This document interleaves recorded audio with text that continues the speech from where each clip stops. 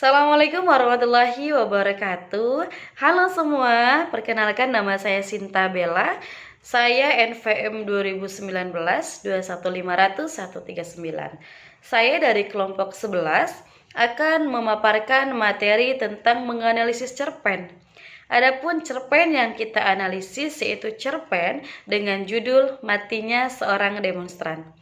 Saya di sini akan memaparkan materi pertama, yaitu pengertian cerpen serta pengertian cerpen menurut para ahli. Simak berikut ini penjelasannya.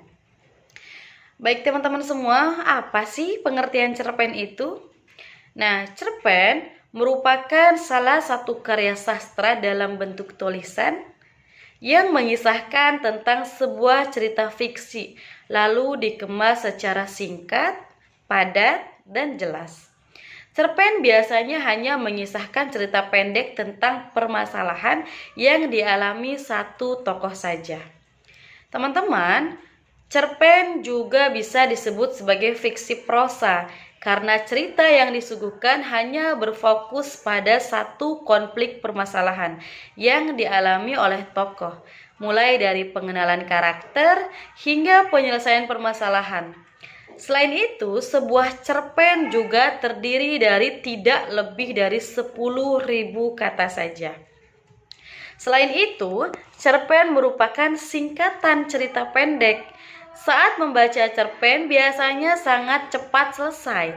Selain itu, isi pada cerpen juga sangat mudah dipahami karena ceritanya yang relatif pendek. Oleh karena itu, banyak orang yang suka dengan cerita yang singkat dan tidak rumit seperti pada sebuah cerita pendek. Pada umumnya, permasalahan yang dikisahkan pada cerpen tidak terlalu rumit. Maka dari itu, jumlah kata pada cerpen juga dibatasi. Cerpen terdiri dari berbagai kisah seperti genre percintaan, kasih sayang, jenaka, dan lain sebagainya. Pada cerpen mengandung pesan dan amanat yang terkandung di dalamnya untuk para pembaca. Nah, teman-teman, kemudian kita masuk ke pengertian cerpen menurut para ahli. Yang pertama, menurut KBBI, cerpen merupakan cerita pendek yang berisi tentang kisah cerita yang tidak lebih dari 10.000 kata. Pada umumnya, cerita bisa memberikan kesan dominan dan berkonsentrasi pada permasalahan satu tokoh saja. Menurutnya, dalam cerpen tidak ada cerita hingga sampai beratus-ratus halaman. Yang kedua ada menurut Nugroho Noto Susanto dalam Tarigan. Menurut Nugroho Noto Susanto, cerpen adalah kisah cerita pendek yang dibuat dalam jumlah kata mulai dari 5.000 sampai memperkirakan 17 pp kuartos spasi ganda. Selain itu, kisah pada cerpen hanya berpusat pada dirinya sendiri, yang berarti hanya pada satu tokoh saja. Kemudian yang ketiga ada menurut J.S. Badudu. Menurut J.S. Badudu, cerpen adalah cerita pendek yang berfokus atau berkonsentrasi pada satu peristiwa saja, di mana peristiwa kejadian tersebut hanya mengisahkan satu tokoh cerita saja. Kemudian menurut Sumarjo, cerpen adalah kisah cerita yang tidak benar-benar terjadi di dunia nyata atau hanya sebuah karangan belaka dari seorang penulis. Namun cerita tersebut bisa terjadi di mana dan kapan saja, bahkan di dunia nyata, dan ceritanya relatif pendek dan singkat. Kemudian selanjutnya ada menurut Henry, cerpen merupakan cerita pendek yang ditulis secara singkat dan pendek. Tulisan pada cerpen tidak diceritakan terlalu panjang serta berisi tentang kisah narasi tunggal. Menurut AOKH, yaitu merupakan prosa pendek di mana kisah ceritanya ditulis secara fiksi dan fantasi. Kemudian selanjutnya ada menurut HB Jasin, cerpen merupakan sebuah cerita pendek yang memiliki bagian di mana terdapat struktur yang lengkap, mulai dari perkenalan, permasalahan, sehingga penyelesaian dapat ditemukan. Kemudian ada menurut Zaini. Menurut Zaini, cerpen merupakan sebuah cerita pendek yang bersifat fiksi dan tidak terjadi di dunia nyata. Akan tetapi dapat terjadi kapan saja, di mana saja dalam kisah yang relatif singkat, padat, dan jelas. Kemudian pendapat yang terakhir yaitu menurut A. Bakar Hamid, yaitu merupakan sebuah cerita pendek yang memiliki ciri-ciri seperti jumlah kata yang sedikit, antara 5.000 hingga 10.000 kata saja dalam satu cerpen, serta hanya memiliki satu karakter tokoh saja. Nah, teman-teman, demikian pengertian cerpen menurut para ahli yang telah saya kemukakan. Adapun pemateri selanjutnya atau penjelasan selanjutnya akan dipaparkan oleh rekan saya. Terima kasih. Baiklah, saya Sasmita akan menjelaskan materi tentang ciri-ciri dan struktur dari sebuah cerpen. Mari kita simak penjelasan dari saya. Baiklah, kita masuk ke ciri-ciri cerpen yang pertama, yaitu ceritanya fiktif atau tidak terjadi di dunia nyata. Nah, walaupun begitu, cerita pendek dibuat semirip mungkin dengan kejadian di dunia nyata. Namun, tidak sedikit pula pembuat cerita pendek yang membuat cerita bergenre fantasi yang bisa dikatakan mustahil untuk terjadi di dunia nyata. Dan inilah yang membedakan cerpen itu dengan jenis cerita lainnya. Oke, kita masuk ke ciri kedua, yaitu berfokus pada satu aspek cerita. Nah, inilah yang membuat cerpen begitu disukai, karena penyampaian ceritanya begitu jelas dan to the point. Dan jenis cerita yang satu ini banyak digunakan oleh para tenaga pengajar ketika hendak menyampaikan pesan moral tertentu. Maka, tak heran jika cerpen banyak didapati pada buku pelajaran di sekolah. Ciri ketiga yaitu mengungkapkan masalah yang terbatas pada hal-hal penting saja. Nah, biasanya hal-hal penting dalam sebuah cerpen itu diceritakan begitu bagian pembukaan yang singkat telah selesai ditulis. Dan hal terpenting dalam sebuah cerita pendek biasanya ada pada bagian konfliknya. Selain itu, bagian solusi atau penyelesaian juga menjadi bagian terpenting yang dijelaskan dengan bahasa yang lugas, namun tetap memiliki unsur sastra ya. Ciri keempat yaitu peristiwa disajikan dengan cermat dan jelas. Nantinya, siapapun yang membaca cerita pendek akan dengan mudah menerka maksud yang ingin disampaikan penulis. Namun, itulah esensi sebenarnya dari cerita pendek. Karena para pembaca bisa dengan mudah menangkap maksud cerita yang ingin disampaikan nantinya. Ciri kelima yaitu penokohannya sederhana. Nah, dengan penokohan yang sederhana, nantinya cerita pendek itu akan bisa disampaikan secara to the point tanpa bertele-tele. Maka para pembaca juga bisa dengan mudah mengidentifikasi alur cerita karena penokohan yang sederhana. Ciri keenam yaitu tidak menggambarkan kisah semua tokoh.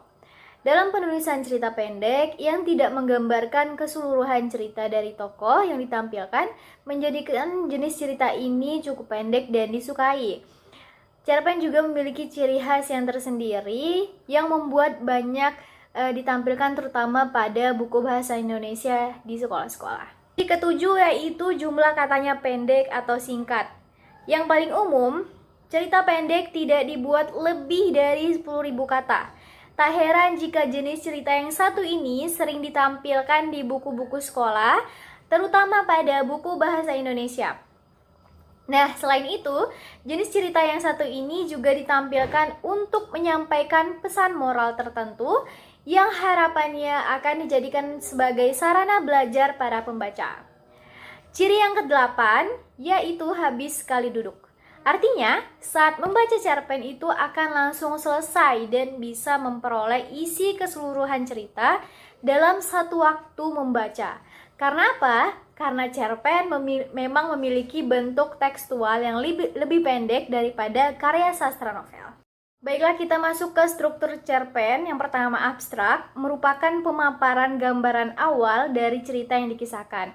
Nah, pada cerpen ini abstrak biasanya digunakan sebagai pelengkap cerita. Maka dari itu, abstrak itu bersifat opsional, bisa digunakan, bisa juga tidak ada pada cerpen tersebut. Struktur yang kedua yaitu orientasi. Nah, orientasi cerpen itu biasanya menjelaskan tentang latar cerita seperti waktu, suasana, tempat atau lokasi yang digunakan dalam penggambaran cerita cerpen.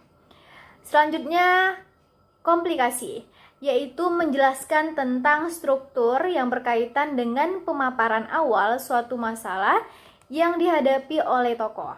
Nah, watak dari tokoh juga dijelaskan pada bagian ini ya. Nah, selain itu, pada komplikasi juga menjelaskan urutan kejadian yang berhubungan dengan sebab dan akibat.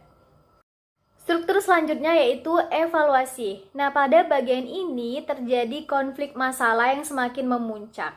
Nah, konflik ini mulai menuju bagian klimaks dan mendapatkan penyelesaian atas masalah yang terjadi. Struktur yang kelima yaitu resolusi.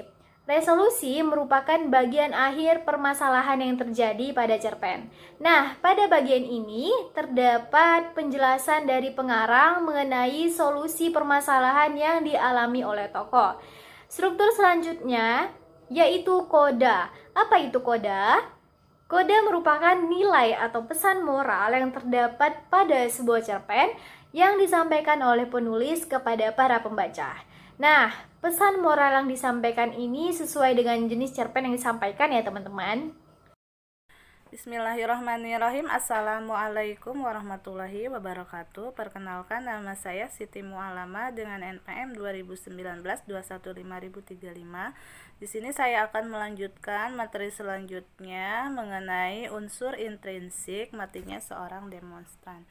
Adapun pengertian unsur intrinsik adalah unsur pembangun dari dalam cerpen yang penting dan tidak boleh dilewatkan dalam suatu karya sastra. Adapun komponen-komponennya terdiri dari tema, tokoh atau penokohan, alur cerita, latar, gaya bahasa, sudut pandang, dan amanat. Adapun unsur intrinsik dari cerpen yang berjudul Matinya Seorang Demonstran adalah sebagai berikut. 1. Tema. Tema dalam cerpen Matinya Seorang Demonstran karya Agus Nur mengangkat tema tentang perjuangan. Perjuangan yang tidak pernah dihargai, perjuangan yang tak pernah dinilai dengan alasan ketidakterkenalan seorang tokoh pejuang. Bagi pejuang yang memiliki nama besar dan terkenal, maka perjuangannya tidak akan sia-sia dan akan terus dikenang sampai generasi-generasi bangsa selanjutnya melalui sejarah-sejarah yang akan terus diajarkan dan diceritakan. Sementara pejuang yang tidak memiliki nama besar, mereka rela berjuang menumpahkan darah dan air matanya untuk mendapatkan keadilan, dan setelah mereka berjuang habis-habisan di medan perang, nama mereka tak dikenang.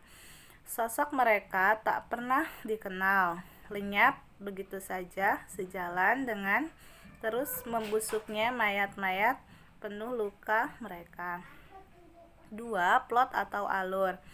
Alur yang digunakan dalam cerpen Matinya Seorang Demonstran ini menggunakan alur maju mundur atau sering juga disebut sebagai alur campuran.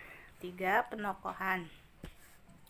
Adapun tokoh-tokoh yang terdapat dalam cerpen tersebut adalah sebagai berikut.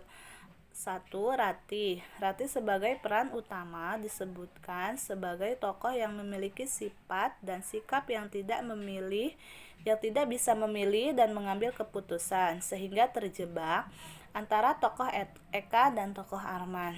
2. Eka. Tokoh Eka merupakan tokoh yang memiliki sifat-sifat dan pembawa karakter yang luar biasa.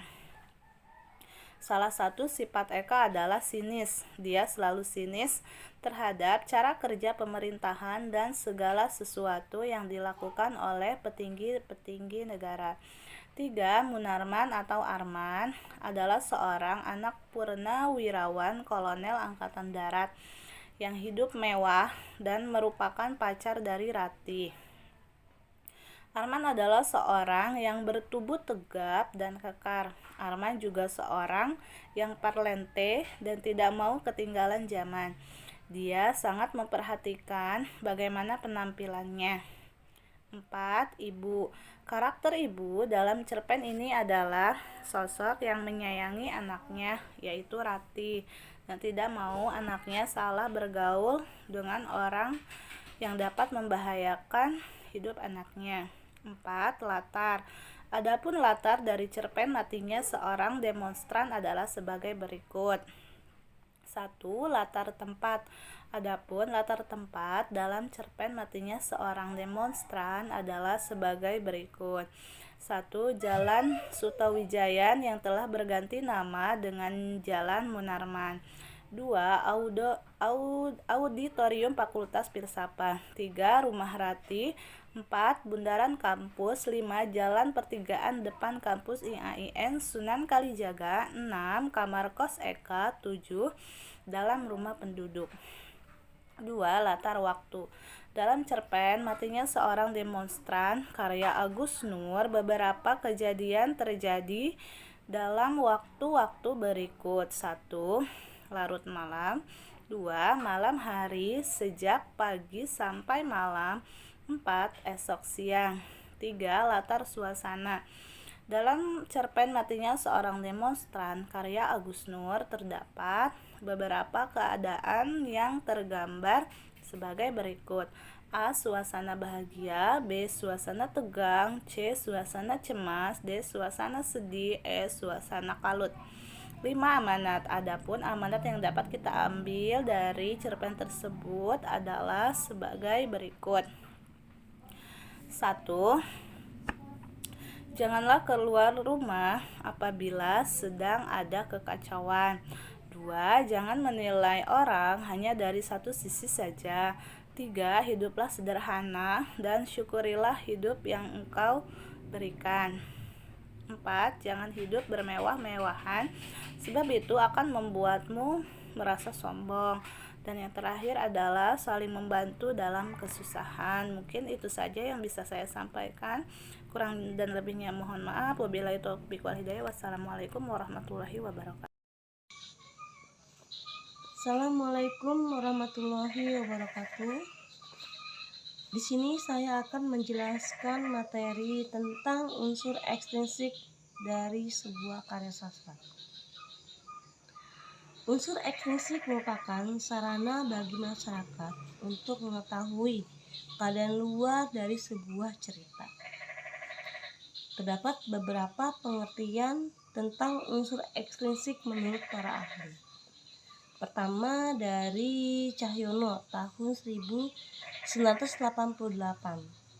bahwa unsur ekstrinsik didefinisikan sebagai suatu hal yang berada di luar struktur karya sastra, tetapi sangat dipengaruhi karya sastra tersebut. Kemudian menurut Nurgiantoro tahun 2000 mengatakan bahwa unsur ekstrinsik merupakan unsur luar dalam karya sastra yang memiliki sifat tidak langsung mempengaruhi bangunan atau sistem organisme atau bagian terpenting sebuah karya sastra. Kemudian menurut Aminuddin tahun 2004 mengatakan bahwa unsur ekstrinsik merupakan unsur yang berada di luar karya atau cerita, tetapi dapat menentukan bentuk dan isi suatu karya itu sendiri. Jadi dari beberapa pendapat tersebut dapat dikatakan bahwa unsur ekstrinsik merupakan unsur pembangun dari luar yang dapat mempengaruhi terbentuknya sebuah karya sastra.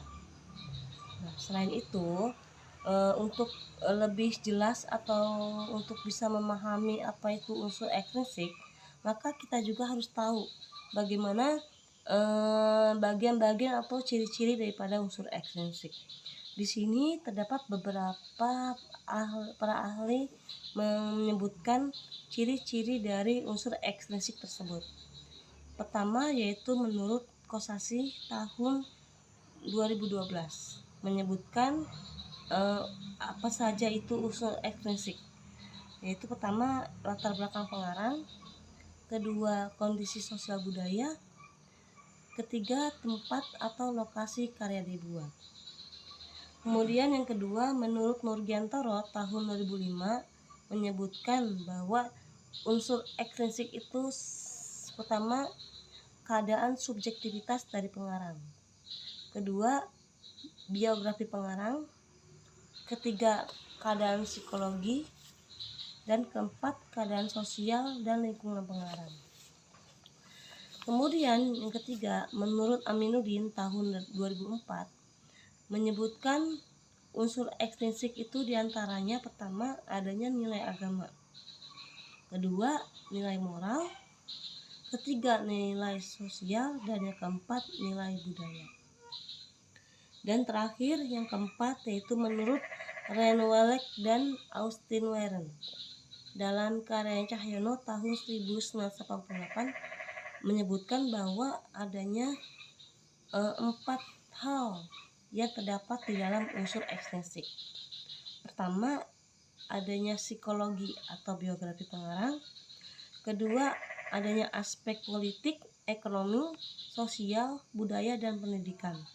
Dan yang ketiga, adanya pemikiran manusia, ideologi, filsafat, pengetahuan, dan teknologi. Dan yang keempat yaitu adanya semangat zaman, atmosfer atau iklim yang terbaru. Selanjutnya di sini juga saya akan memaparkan hasil analisis unsur ekstrinsik dari cerita pendek yang berjudul Matinya Seorang Demonstran. Dalam cerpen yang berjudul Matinya Seorang Demonstran terdapat adanya 4 unsur ekstrinsik, yaitu pertama adanya unsur sosial, kedua unsur ekonomi, ketiga unsur pendidikan, dan yang keempat adanya unsur politik. Yang pertama, unsur sosial. Unsur sosial merupakan suatu tindakan perorangan terhadap ruang lingkup keluarga dan masyarakat. Di dalam cerpen yang berjudul Matinya Seorang Demonstran terdapat adanya unsur sosial yang tergambar dalam kutipan cerpen berikut.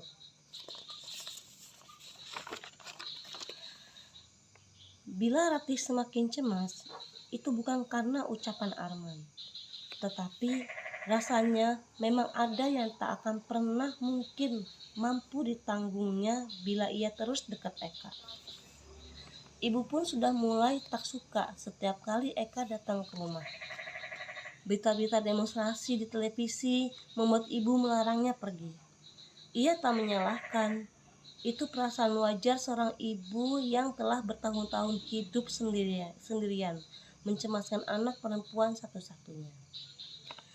Dari kutipan cerpen tersebut tergambar bahwa adanya jiwa sosial dari seorang ibu terhadap anaknya, yaitu ibunya Ratih yang sangat khawatir terhadap anaknya karena terancam dengan keadaan dan perasaannya terhadap Eka yang seorang demonstran. Yang kedua, adanya nilai unsur ekonomi. Unsur ekonomi yang tergambar dalam cerpen Matinya Seorang Demonstran itu yaitu tergambar pada tokoh Eka dan keluarganya. Eka mengambil jurusan filsafat dan berkeinginan menjadi filsuf karena ia merasakan nasib ayahnya yang miskin. Hal itu tergambar dalam kutipan cerpen berikut ini. Eka begitu menghormati kemiskinan ayahnya. Aku ingin menjadi filsuf karena merasakan nasib ayahku, seorang yang dalam hidupnya sanggup menanggung 2 penderitaan sekaligus. Kemudian yang ketiga, adanya nilai pendidikan. Pendidikan merupakan hal mendasar yang dibutuhkan seseorang untuk meningkatkan taraf hidupnya. Dalam cerpen Matinya Seorang Demonstran menceritakan kisah tokoh-tokoh yang statusnya adalah mahasiswa, seperti tokoh Eka. Dia adalah mahasiswa dari Fakultas Filsafat. Kemudian ada tokoh Ratih dan tokoh Arman yang merupakan mahasiswa dari Fakultas Ekonomi. Hal berikut merupakan kutipan ceritanya. Ratih yakin saat itu Eka mengajaknya nonton karena dia ingin pamer naskah yang dia tulis. Naskah yang menurut Ratih terlalu sok filosofis. Bagaimana seorang mesti berani meneguk racun untuk membela pemikiran yang diyakininya. Penulisnya seperti hanya ingin menunjukkan bahwa ia adalah mahasiswa filsafat yang merasa lebih hebat dari Socrates yang dipujanya. Kemudian yang keempat, adanya unsur politik. Unsur politik berkaitan dengan permasalahan politik atau pemerintahan. Nilai-nilai politik umumnya muncul sebagai kritik membangun atau mengoreksi terhadap jalannya pemerintahan dan upaya penyampaian aspirasi rakyat. Dalam cerpen Matinya Seorang Demonstran sangat jelas menggambarkan kisah tentang politik, yaitu dengan adanya demonstran dari para mahasiswa sebagai bentuk aspirasi terhadap pemerintah. Nah, hal tersebut dapat dilihat dalam kutipan berikut. Di bulan-bulan penuh demonstrasi menjelang reformasi, ia sering mencemaskan Eka. Aparat semakin keras dan represif menghadapi para mahasiswa yang turun ke jalan menuntut Soeharto mundur. Berkali-kali terjadi bentrokan dan aparat tak hanya menembak gas air mata. 5 mahasiswa terluka tertembak peluru karet dalam satu bentrokan di bundaran kampus. Seorang mahasiswa yang sedang memotret dihajar puluhan aparat. Tubuhnya yang sudah terkapar terus ditendang. Kameranya diinjak-injak. Tubuh mahasiswa yang sudah berdarah-darah itu diseret dari lebih dari 100 meter di aspal jalan yang panas, sambil terus ditendangi dan dipukuli dengan pentungan. Aksi demo atau unjuk rasa mahasiswa tersebut akibat ketidakpuasan masyarakat terhadap kebijakan dan peraturan pemerintah. Ya, sekian penjelasan saya tentang analisis unsur ekstrinsik. Terima kasih. Bismillahirrahmanirrahim. Assalamualaikum warahmatullahi wabarakatuh. Saya Saksiatun Husnia. Di sini saya akan melanjutkan materi dari teman saya, yaitu jenis-jenis cerpen atau cerita pendek. Tidak selamanya semua cerita yang berukuran pendek dikategorikan dalam cerita pendek semuanya. Ada beberapa jenis dari cerita pendek atau cerpen yang biasanya dibuat oleh penulis. Berikut ini berbagai jenis cerpen yang harus Anda ketahui. Baik, yang pertama adalah cerpen pendek. Seperti yang kita ketahui, cerpen pendek adalah jenis cerita yang kurang dari 10.000 kata panjangnya. Jenis pertama dari cerpen adalah cerpen pendek. Yang kedua, cerpen sedang. Jenis cerita pendek atau cerpen yang kedua yaitu cerita pendek sedang atau cerpen sedang. Cerita pendek sedang biasanya memiliki panjang sekitar 700 hingga 1000 kata panjangnya. Cerpen sedang juga bisa ditemui dengan mudah pada buku-buku pelajaran sekolah karena dianggap efektif dan menarik perhatian. Yang ketiga adalah cerpen panjang. Jenis cerpen yang terakhir yaitu jenis cerpen panjang. Cerpen yang satu ini biasanya dibuat dengan panjang sekitar 1000 kata atau lebih, dan bahkan ada sebuah cerpen yang dibuat mendekati 5.000 kata atau bahkan 10.000 kata. Jenis cerpen yang satu ini memiliki ciri umum yang penuturannya yang santai, karena penulis ingin menuturkan cerita yang lumayan panjang